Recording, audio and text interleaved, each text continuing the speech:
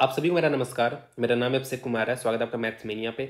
I know आज की video का टॉपिक थोड़ा सा अजीब है, लेकिन मैं आपको ये विश्वास दिलाता हूँ कि ये वीडियो आपको हेल्प करने वाली है। 100% हेल्प करने वाली है। पहली बात तो समझा दे रहा हूँ कि ये वीडियो किन बच्चों के लिए। ये वीडियो उन बच्चों के लिए है जो दो ऑप्शंस को तो एलिमिनेट कर लेते हैं, लेकिन बचे हुए दो ऑप्शन में भी गलत कर देते हैं, जो आप करते हो। ठीक है। दूसरा चीज कि ये उन बच्चों के लिए जो पहले तो सही मारते हैं, फिर ओवर थिंक करके फिर उसको गलत कर देते हैं, जो कि आप करते हो। ठीक है। ये दोनों गलतियां जो हैं आपकी हर मॉक में होती होंगी, मोस्ट कॉमन मिस्टेक्स है। अब मैं आपको सच्चाई बताऊं ना, ऐसे क्वेश्चन जो होते हैं ना, जब पे आप दो ऑप्शन एलिमिनेट कर देते हो, उसके बाद भी गलत कर रहे हो, या आप पहले तो सही मार रहे हो फिर दोबारा आके उसको गलत मार दे रहे हो, तो ये 80% सही करना आपके हाथ में, और 20% ओवर थिंकिंग करके आप इसको गलत कर रहे हो, लेकिन 80% आपके हाथ में कि इसको आप सही कर सकते हो। तो मैं आपको वो तरीका बताने वाला हूं जो मोस्ट प्रैक्टिकल है। और ये वीडियो मैं अलग से कभी इसलिए नहीं बना पाया क्योंकि मुझे भी ऐसा अजीब लगता है कि मैं जो बातें आपको बता पाऊंगा आपको समझ में आएंगी कि नहीं आएंगी, लेकिन मैंने ये चीजें बता रखी हैं ऑलरेडी वीडियो के बीच बीच में। और जब भी मैंने बताया ना, बच्चों ने भर भर के बच्चों ने मुझसे रिलेट कर पाया, मेरी बातों से रिलेट कर पाए हैं। दैट्स वाई मुझे भी आज कॉन्फिडेंस आ गया कि मुझे इस पे वीडियो बनानी चाहिए। ठीक है। जो बातें बताऊंगा बहुत ही ध्यान से सुनना, वो आपको 100% हेल्प करेगी। ठीक है। एक इन्फॉर्मेशन और कि टेक्स्ट बुक पे भी चल रहा है सेल। तो 13 से 14 मतलब 2 दिन की सेल है। तो अगर आप SHE के 12 कोड का यूज करोगे तो आपको मैक्सिमम डिस्काउंट मिल जाएगा। तो अगर आपको टेक्स्ट बुक का पास प्रो परचेज करना हो, जब भी लेना पास प्रो ही लेना, जिससे आप प्रीवियस पेपर वगैरह सब कुछ एक्सेस कर पाओ। ठीक है। तो 2 दिन में ले लेना इधर, तो आपको काफी सस्ता मिल जाएगा। ठीक है। हम्म। अब आ जाओ रूल नंबर 1 पे।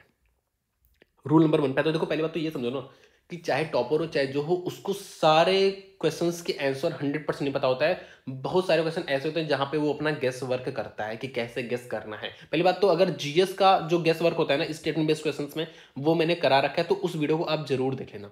जैसे जीएस में अगर मेंस वाले बच्चे जो हैं, तो जीएस में आपका स्टेटमेंट बेस्ड क्वेश्चन आएगा। ठीक है।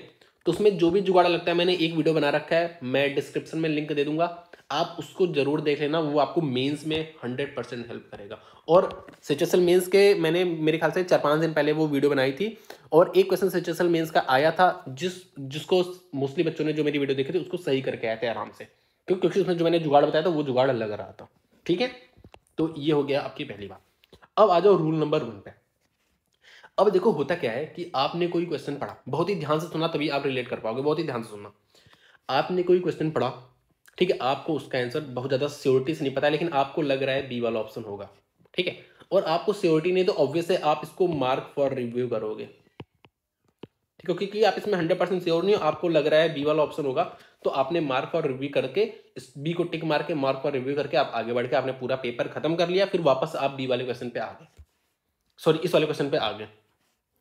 अब जब आपने इस क्वेश्चन को थोड़ा सा घूर के देखा, तो आपको लग रहा है नहीं यार बी नहीं, इसका डी होना चाहिए आंसर, मुझे तो डी लग रहा है। अब आपको लग रहा है, फिर आपको सिंपली क्या पूछना है, आपसे आपको खुद से पूछना है कि क्या तुम्हें इसका आंसर 100% पता है क्या? क्या तुम्हें इस क्वेश्चन का आंसर पता है क्या? तो आपके अंदर से आवाज आए कि नहीं मुझे पता नहीं है, मुझे डी लग रहा है। जब भी ऐसा केस है ना कि आपने पहले बी मारा था और अब आपको डी लग रहा है, लेकिन आपको आंसर अभी भी नहीं पता है, आपको श्योरिटी अभी भी नहीं है, तो कभी भी आपको ऑप्शन चेंज नहीं करना है। ऑप्शन चेंज नहीं करना है, नहीं करना है, आपको बी के साथ ही जाना है हमेशा। मैं आपको फिर से रिपीट करके बता रहा हूं, बहुत ही ध्यान से सुनना। आपने कोई क्वेश्चन पढ़ा, एक सेकेंड, आपने कोई क्वेश्चन पढ़ा, आपको लगा कि इसका आंसर बी होना चाहिए, आपको श्योरिटी नहीं है, आपको बस लग रहा है बी है, आपने मार्क और रिव्यू करके आगे बढ़ गए, दोबारा आए आपने इसको थोड़ा सा घूर के देखा, अब आपको लग रहा है कि इसका आंसर डी होगा, लेकिन आपको श्योरिटी अभी भी नहीं है, आप श्योर नहीं हो कि नहीं यार मुझे ऐसा लग रहा है डी है, लेकिन आप श्योर नहीं हो। आपसे पूछना है कि क्या तुम्हें इसका आंसर पता है? नहीं पता है। जब नहीं पता है तो आपको ऑप्शन चेंज करना ही नहीं है, आपको बी के साथ ही जाना है, क्योंकि आपको जो पहला लगा था वही उसका आंसर होगा। मोस्ट मोस्ट मतलब 90% केस में आपका आंसर वही होगा जो आपको पहले लगा था, क्योंकि आंसर तो आपको अभी भी नहीं पता, तो जो आपको पहले लगा था उसी के साथ जाना है। जैसे मैं आपको एग्जाम्पल के थ्रू भी समझा रहा हूं। ठीक है। आपको एंटोनिम बताना है प्लेसिड का। प्लेसिड मतलब होता है शांत, प्लेसिड का मतलब होता है शांत। अब आपने कहा यार शांत है तो इसका एंग्री हो जाएगा, आपने एंग्री मार दिया, लेकिन आपको श्योरिटी नहीं है, मान लो आपको श्योरिटी नहीं है, आपने इसको मार्क फॉर रिव्यू कर दिया। तो आपको श्योरिटी नहीं है कि प्लेसिड का मतलब, आपको लग रहा है कि हाँ प्लेसिड मतलब शांत स्वभाव का, तो एंग्री मार दिया। ठीक है, अब आपने मार्क फॉर रिव्यू कर दिया क्योंकि आपको थोड़ा सा डाउटफुल था। अब आप वापस आए, अब आप चारों ऑप्शन देख रहे हो, तो हाँ ये तो आपने ये दोनों को तो काट दिया। अब आपको कंफ्यूजन है सार्डोनिक में और एंग्री में। अब आपको कहीं ना कहीं ऐसा लग रहा है कि यार सार्डोनिक तो नहीं है, सार्डोनिक तो नहीं है, तो नहीं यार सार्डोनिक थोड़ा सा अजीब लग रहा है, सार्डोनिक होगा, आपको ऐसा लग रहा है, फील आ रहा है। अब आपने क्या किया, अब आपको सिंपली खुद से क्या पूछना है, आपको अब लग रहा है ए है, आपने ए पे टिक मार दी, लेकिन आपको पूछना है खुद से क्या तुम्हें प्लेसिड का या इसका आंसर 100% पता है कि सार्डोनिक होगा। आपको कहा नहीं यार पता तो नहीं है, लग रहा है। जब भी आपको लगे, सिर्फ लगे, तो आपको अपना ऑप्शन कभी भी चेंज नहीं करना, आपको डी के साथ ही जाना है। समझ गए? तो मैंने एग्जांपल के थ्रू भी आपको समझा दिया, क्योंकि यहाँ पे हो सकता है कि आपको सार्डोनिक का मतलब न पता हो, तो आपको इस वजह से लग रहा हो कि यार सार्डोनिक का मतलब नहीं पता, हो सकता है यही हो। ठीक है, तो इस वजह से आपको कभी भी, अगर आपको 100% नहीं पता इसका आंसर कि आपको सार्डोनिक का मतलब नहीं पता है, तो आप क्यों मार रहे हो? आपको पता तो नहीं है सार्डोनिक का मतलब, तो आपको हमेशा जो आपको सबसे पहले लगा आपको उसी के साथ जाना है। उम्मीद है आप समझ पाए होंगे मेरी बात को। ठीक है, अब रूल नंबर 2 समझते हैं। अब रूल नंबर 2 में ना आप इजी क्वेश्चन गलत करते हो। ठीक है, इजी क्वेश्चन रहता है वो आप गलत कर देते हो, और होता क्या है ना कि आपने पहले तो टिक सही मारा था, लेकिन फिर आप ओवर थिंक करके उसको गलत मार दिए। ऐसा आपके साथ बहुत बार होता है। आप जब एनालिसिस करते हो बाद में, तो आप देखते हो कि यार पहले तो टिक वही मारा था, मैंने क्यों चेंज कर दिया उसका आंसर, मैंने क्यों चेंज किया, मुझे नहीं करना चाहता। ऐसा होता है। तो ऑब्वियस है भाई, अब तो आपने सबमिट कर दिया, अब तो कुछ नहीं हो सकता। तो ऑब्वियस है जो आपने क्वेश्चन गलत किया ना, उस पर आप 1 से 2 मिनट वहां पे ठहरे रहते हो, आप अपना दिमाग ओवर थिंकिंग वाला दिमाग लगा के उसको गलत करते हो। ठीक है, लास्ट मोमेंट पे भी गलत कर देते हो।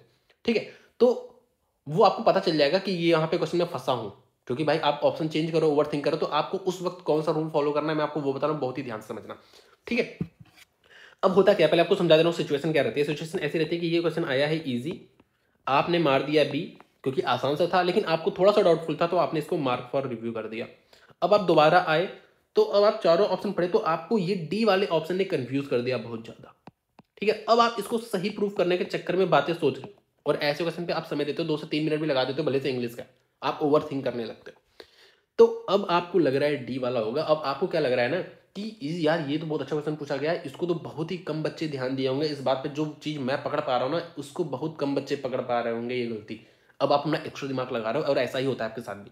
ठीक है, तो आपने कहा हाँ यार इसका बी तो नहीं होगा, इसका डी ही होगा, क्योंकि ये चीज तो ज्यादातर बच्चे गलत करेंगे जो मैं सही कर रहा हूँ। तो आपने मार दिया डी, और आप जब आपने सबमिट किया, आपका आंसर हो गया गलत। आपने फिर सोचा यार क्यों ही चेंज किया, मुझे बी ही मारना चाहिए था। अब मैं आपको एग्जांपल को थोड़ा समझाता हूँ कैसा होता है। जैसे मानो ये है, इसमें आपको एंटोनिम पूछा है कॉन्स्पिकुअस, मतलब होता है क्लियर। जब क्लियर है तो आपने इसका मार दिया इनविजिबल। ठीक है, ये मार दिया, लेकिन आपको लगा चलो एक बार मैं उसको दोबारा देख लूंगा, तो आपने इसको मार्क फॉर रिव्यू कर दिया। अब आप दोबारा आए और दोबारा आप इसको पढ़ने लगे। लिखा क्या है, हर behaviour was very conspicuous at the party, मतलब उसका जो बिहेवियर था वो पार्टी पे काफी क्लियर था। तो आपने मारा इनविजिबल। अब आप सारे ऑप्शन पढ़े, फ्रेंडली, तो ऑब्वियसली इसका तो ये दोनों तो होगा ही नहीं, परोपकारी। अब आपको पेक्यूलियर, मतलब होता है विचित्र, विचित्र होता है इसका मतलब। तो अब आपको क्या लगा, यार इसका बिहेवियर काफी सादा सा था, काफी विचित्र सा था, कहीं ना कहीं ये एंटोनिम मुझे लग रहा है, क्योंकि कॉन्टेक्चुअली अगर मैं जाऊं तो काफी साधारण सा बिहेवियर था। अब आप ऐसे सोच रहे हो, काफी साधारण सीधा सा साफ सा बिहेवियर था, और बहुत ही विचित्र बिहेवियर था। अब ना आप एक्स्ट्रा दिमाग लगा रहे हो, कह रहे हैं यार इसको तो यार ज्यादातर बच्चे गलत कर देंगे, इसको मैं ही सही करूंगा क्योंकि ये वाला बैठ रहा है। इनविजिबल मतलब क्या यार, साफ, और इनविजिबल गायब, अजीब सा। अब आपको समझ रहे हो, अब आप डी को प्रूव करने में लगे हुए हो, और एट द लास्ट मोमेंट आप डी पे टिक मार के आप चले जाते हो। तो अब आपको देखो, आपने डी को मार के चले गए, ऑब्वियस है आप यहाँ पे अटके थे, 1 से 2 मिनट अटके थे यही सोचने में, प्रूफ करने में कि डी वाला ऑप्शन होगा। ठीक है, लेकिन आपको ऑप्शन चेंज नहीं करना था। तो अब इसको सही कैसे करें, ये तो मैंने बता दिया, आप गलती करेंगे। अब सही कैसे करना है, जब भी आपके साथ ऐसा केस है, देखो पहले तो आपको समझ में आ जाएगा कि यहाँ पे मैं कंफ्यूज हो रहा हूँ, तो उस वक्त आपको क्या रूल फॉलो करना है। जैसे ऊपर मैंने आपको बताया क्या रूल फॉलो करना है, कि अगर आप ऑप्शन चेंज कर रहे हो तो आपको खुद से पूछना है कि क्या आपको इसका आंसर पता है। आपके अंदर से आवाज आएगी नहीं यार आंसर तो नहीं पता, तो आपको जो ऑप्शन आपने पहले टिक किया उसी के साथ जाना है। ठीक है, ऐसे। अब यहाँ पे आपको ऐसा लग रहा है कि यार ये चीज मैं ही सोच पा रहा हूँ, बाकी नहीं सोचा होगा, तो उस वक्त आपको पहली बात तो खुद से एकदम क्लियर पूछ लेना कि आपको अभी भी डाउटफुल है, ऑब्वियस है डाउटफुल है, तो आपको हमेशा पॉपुलर ओपिनियन के साथ जाना है। कि मतलब आपको ये सोचना है कि ज्यादातर लोग क्या टिक मारे होंगे, तो आपको पता है कॉन्स्पिक्यूअस का मतलब क्लियर होता है, तो क्लियर का ज्यादातर लोग इनविजिबल ही मारे होंगे। ठीक है, तो आपको हमेशा पॉपुलर ओपिनियन के साथ जाना है, जो ज्यादातर लोग सोच पाए। और आपको पता चल जाएगा कि ऐसे आप मन में सोचोगे ना कि ज़्यादातर लोग इसका क्या आंसर मारे होंगे, तो आपको पता चलेगा कि ये लोग इनविजिबल ही मारे होंगे, तो आपको इनविजिबल के साथ ही जाना है। ठीक है, मैं एक बार रिपीट कर दे रहा हूँ क्योंकि यार हो सकता है आप कंफ्यूज हो गए जो मैं बता रहा हूँ। देखो सिंपली क्या है कि कोई इजी सा क्वेश्चन आया है और आपको लग रहा है कि ये वाला आंसर होगा, ठीक है, अब आप दोबारा आए तो आपने अपना लगा दिया एक्स्ट्रा दिमाग और अब आपको लग रहा है ये है, लेकिन आपको लग रहा है, सिर्फ आप श्योरिटी बिल्कुल नहीं है, तो अब आपको पता चल जाएगा क्योंकि जब भी ऑप्शन चेंज करो तो फिर आपको चीज़ें पूछनी है खुद से।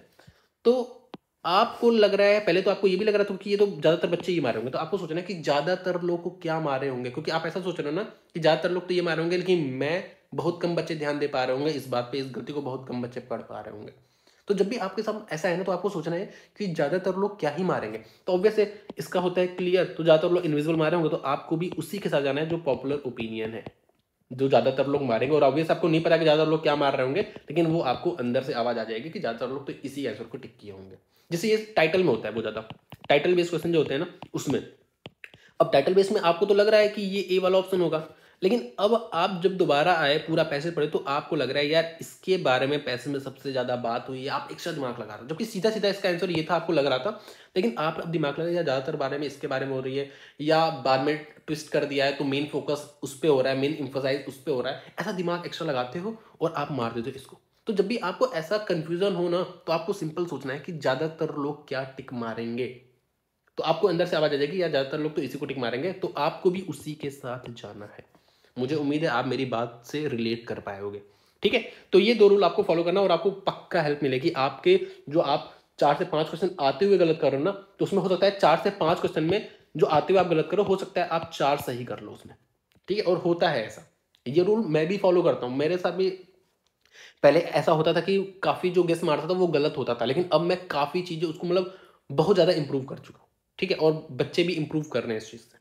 ठीक है, तो ये रूल आपको फॉलो करना है, दोनों रूल आपको पक्का हेल्प करेगा। ठीक है, एक इन्फॉर्मेशन और कि डेली क्विज होती है फ्री में, वीक में 5 दिन quiz by maths Meena channel है, और क्वेश्चन अच्छे ही रहते हैं, खराब क्वेश्चन नहीं, अच्छे अच्छे क्वेश्चन ही रहते हैं। और पेड ग्रुप भी है इसका, हम एडमिशन 18 को ऑफ कर देंगे क्योंकि 1 महीने ही बचेगा उसके बाद आपको, तो 18 को ऑफ हो जाएगा, तो जिसको लेना हो मेंस वाले बच्चों के लिए सिर्फ ये। ठीक है, क्योंकि बहुत ही क्रिस्प कंटेंट है, अगर आपको लेना हो तो ले लेना, इसका मैं लिंक दे दूंगा डिस्क्रिप्शन में, तो वहां से आपको पता चल जाएगा कि इसमें आपको क्या मिलने वाला है क्या नहीं। ठीक है, बाकी अगर आपको मैथ्स या रीजनिंग में कोई दिक्कत आ रही है, अगर मैथ्स में आप 50-60 नंबर ला रहे हो 90 में, तो मतलब वो दिक्कत है, आप इसको ईजिली 80 तक पहुंचा सकते हो या 75-80 तक पहुंचा सकते हो, क्योंकि भाई ऑब्वियस अगर आपके इतने नंबर आने तो मतलब थोड़ा सा वीक होगा, तो इतने पे तो आराम से 75 भी नहीं 80 पे तो आराम से आप पहुंच सकते हो। तो आपको ये प्लेलिस्ट फॉलो करनी है। ठीक है, इसमें भी अगर आपको इसमें भी पहले आपको P dose 1 dose 2 dose 3 dose 5 तक जाना है, उसके बाद ये जो वीडियोस दिख रही है वो आपको दिख रहा है। अगर आपको किसी भी चैप्टर में दिक्कत है ना, प्रोबेबिलिटी में बहुत सारे बच्चे छोड़ देते हैं, छोड़ना नहीं, इस वीडियो को देख लो सब कुछ क्लियर हो जाएगा। स्टैट्स ये देख लो, कुछ भी गलत नहीं होने वाला आपका। ठीक है, कोऑर्डिनेट ये देख लो, कुछ भी गलत नहीं होने वाला। रीजनिंग में अगर आप 20 मिनट से ज़्यादा ले रहे हो तो बहुत दुख की बात है, अगर आप 20 मिनट से ज़्यादा ले रहे हो तो आपको ये प्लेलिस्ट देख लो, मेरे ख्याल से 7 से 8 घंटे में सारी वीडियोस निपट जाएगा और आपका स्पीड में एक ड्रास्टिक चेंज आ जाएगा।